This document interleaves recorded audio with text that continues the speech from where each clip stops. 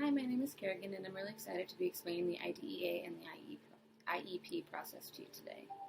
The Individual with Disabilities Act requires schools to provide all students who qualify for special education services with a free, appropriate education.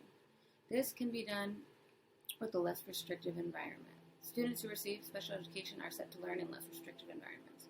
The classes are significantly smaller than the standard class in order to make them comfortable socially and academically.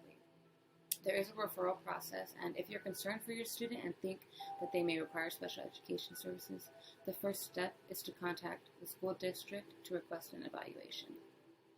Now, the evaluation process goes as both the parent or guardian will both be present with the child, and the evaluators will perform a variety of tasks with your child to help them determine if your child does have a disability and if they will need to be placed on an IEP program.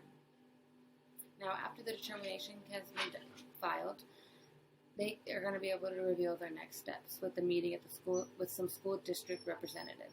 From there, you'll be able to develop your child's IEP and the AR.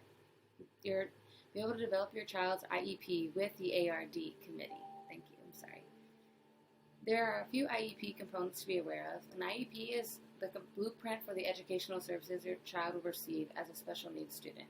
The IEP is adjusted regularly to stay current with your students' needs. It's really important for parents and students to be very involved in the program and to really be actively trying to pursue the goals of the IEP.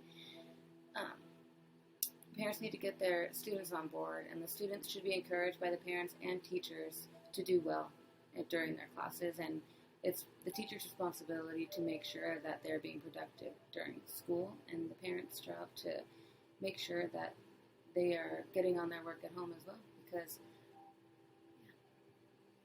and in order to ensure that we're able to make sure they're progressing, there actually are quarterly progress meetings, and goals are created and evaluated on a quarterly basis in order to track the students' progress and dive deep into any concerns that the parents might have or that teachers might have.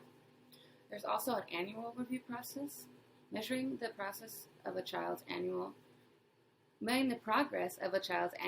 annually is meant specifically to assess the child's academic progress on their IEP. Essentially, what it's saying there is that the annual process is meant to really dive into the child's academic progress on the IEP, not necessarily anything behavioral. There will be suggestions made based on the evidence, such as effectiveness of the instruction and how the student could be receiving information better. Some procedural safeguards. They're meant to protect the rights of the special needs student and their families, while also giving families and school systems mechanisms by which to solve their disputes. And in order to have your child be recommended for an IEP from the school, there must be a prior written notice in order to change the educational placement, like switching from general education to special education. And once your child is placed on an IEP, there also may be some other services that would be offered that you could take advantage of. Other services may be required in order to assist the child in their success. This can be like transportation services, maybe speech therapy, or other things that will help your child.